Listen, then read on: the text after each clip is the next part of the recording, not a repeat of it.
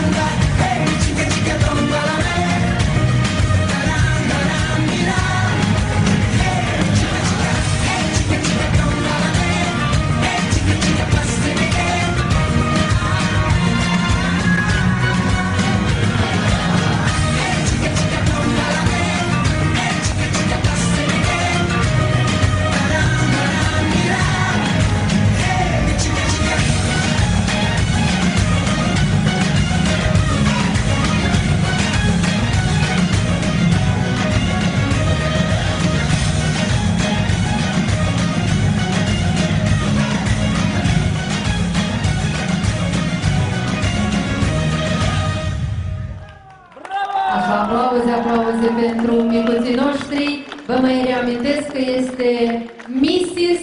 și Mr. 2011. Aplauze, sunt premianții premiului mare.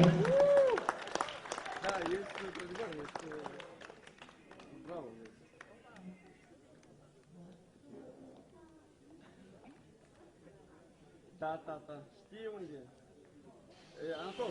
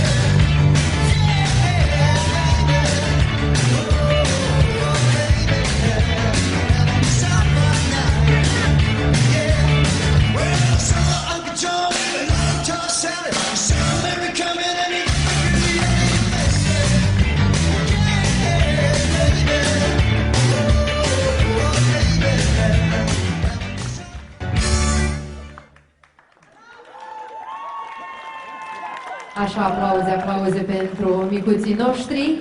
Să ne trăiască. Este o surpriză frumoasă de partea familiei Ungureanu pentru Mire și Mireasă.